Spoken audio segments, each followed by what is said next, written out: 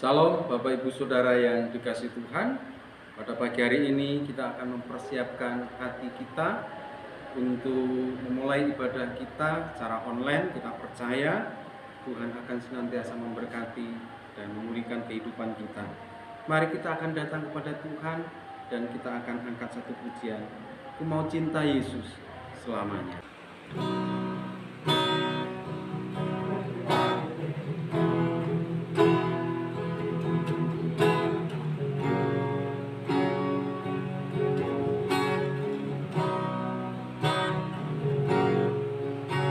Mau cinta Yesus selamanya.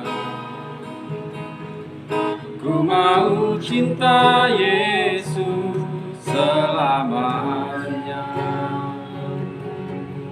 Meskipun badai silih berganti dalam hidupku, ku tetap cinta Yesus selamanya. Ya Aba, Bapa, ini aku anakmu, layakkanlah seluruh hidupku. Ya Aba, Bapa, ini aku anakmu, pakailah sesuai dengan rencanamu. Mari kita akan berdoa bersama-sama. Tuhan Yesus, terima kasih, kami mengucap syukur untuk pagi hari ini. Kerinduan kami ya Tuhan, pagi hari ini kami boleh menikmati kasih anugerah Tuhan, terlebih melalui kebenaran firman Tuhan yang sebentar kami mau dengar, renungkan bersama-sama. Urapi hamba-Mu yang penuh dengan kekurangan dan kelemahan. Engkau pakai sebagai alat-Mu boleh menjadi saluran berkat bagi jemaat Tuhan yang saat ini sedang mempersiapkan hati mereka untuk menikmati kasih anugerah-Mu melalui kebenaran firman Tuhan. Terima kasih Tuhan Yesus, kami mau sambut firman-Mu. Hanya di dalam nama Tuhan Yesus kami berdoa dan mengucap syukur. Haleluya. Amin. Bapak Ibu Saudara yang dikasihi Tuhan, pagi hari ini kita akan belajar bersama-sama dari Matius pasal 7 ayat 12 sampai ayat yang ke-14. Saya akan bacakan bagi kita semua. Jalan yang benar. Segala sesuatu yang kamu kehendaki supaya orang perbuat kepadamu, perbuatlah demikian juga kepada mereka. Itulah isi hukum Taurat dan kitab para nabi.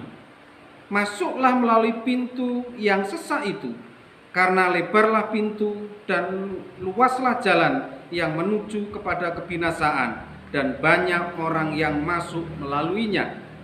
Karena sesaklah pintu dan sempitlah jalan yang menuju kepada kehidupan, dan sedikit orang yang mendapatinya. Saudara yang dikasihi Tuhan, tema renungan kita pada pagi hari ini, menabur kebaikan, menuai kemuliaan. Dalam situasi kondisi saat ini kita semua merasakan yang namanya kesulitan hidup. Jadi tidak ada seorang pun yang tidak merasakan efek dari situasi kondisi seperti ini.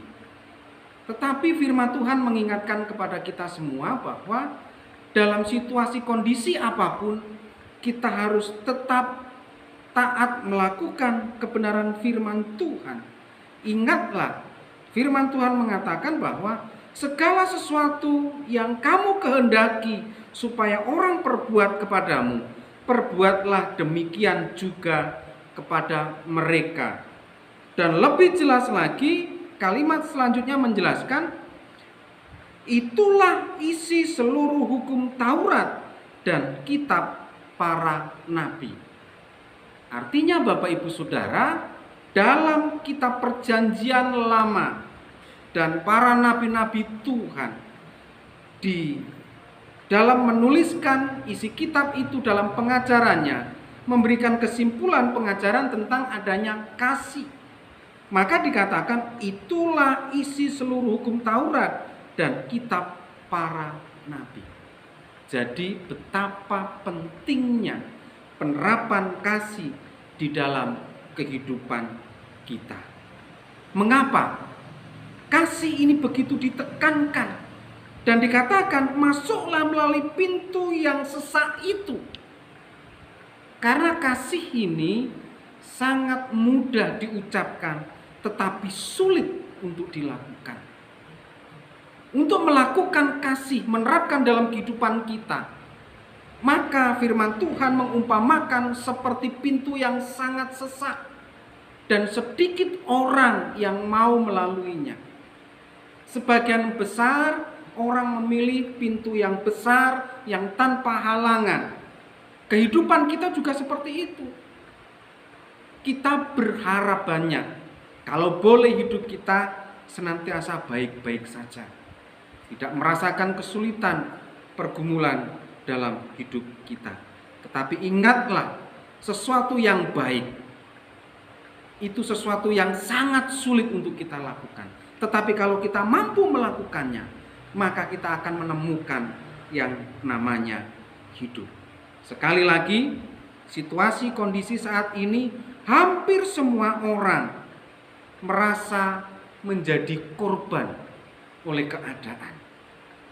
Dan hampir semua orang membutuhkan pertolongan, bantuan. Entah itu orang kaya, entah itu orang miskin, orang tua, bahkan anak-anak sekalipun. Semua merasakan bahwa situasi kondisi membuat posisi mereka membutuhkan pertolongan. Tetapi firman Tuhan mengingatkan kepada kita semua, kasih itu harus kita terapkan dalam situasi kondisi apapun. Seringkali kita berharap orang berbuat sesuatu kepada diri kita, orang berbuat kebaikan terhadap diri kita, orang menolong hidup kita. Tetapi kita lupa apa yang dikatakan oleh firman Tuhan. Segala sesuatu yang kamu kehendaki supaya orang perbuat kepadamu, perbuatlah demikian juga kepada mereka. Bapak, Ibu, Saudara yang dikasihi Tuhan, sekali lagi situasi kondisi saat ini kita berharap kita mendapatkan pertolongan. Tapi kita lupa semua orang, hampir semua orang hari-hari ini membutuhkan pertolongan. Oleh sebab itu sebagai umat Tuhan, anak Tuhan, kita harus memakai konsepnya Tuhan. Konsep dunia, kita menolong orang lain dari kelebihan kita. Tetapi konsepnya Tuhan terbalik. Kita bisa menolong orang lain pada saat kita membutuhkan pertolongan. Bapak, Ibu, Saudara yang dikasihi Tuhan, kita masih ingat beberapa waktu yang lalu harga cabai begitu mahal, sampai 100.000 per kilo bahkan lebih. Mengapa bisa demikian? Karena sedikit yang menanam, tapi banyak yang membutuhkan. Lalu kemudian orang berbondong-bondong semua menanam cabai, kemudian panen bareng. Akibatnya apa? Harga cabai sangat murah. Kita seringkali berbuat sesuatu, melakukan kebaikan, menunggu orang lain melakukannya, baru kita melakukannya. Maka nilai kebaikan kita itu sama dengan kebaikan orang lain. Tapi bagaimana jikalau kita melakukan kebaikan kita terhadap orang lain, justru pada saat orang lain tidak bisa melakukannya? Itu yang punya nilai di hadapan Tuhan. Saudara yang dikasihi Tuhan, mari kita belajar bersama-sama pada pagi hari ini.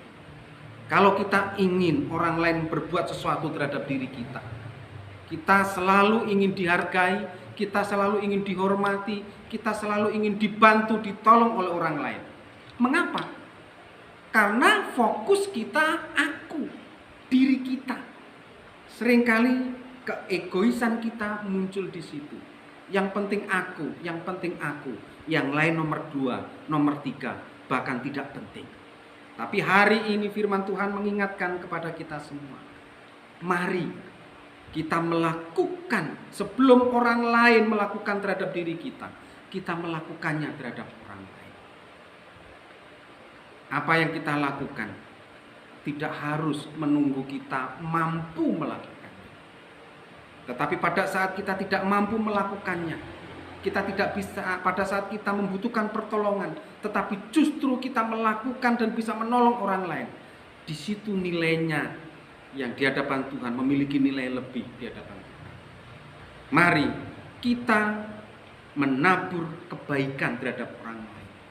Meskipun kita sendiri butuh pertolongan, maka kita akan menuai kemuliaan dari Tuhan. Kita semua berharap hari-hari ini, mungkin di sebagian orang menganggap bahwa situasi kondisi sangat tidak memungkinkan untuk kita berbuat baik. Tapi ingatlah apa yang dikatakan oleh firman Tuhan.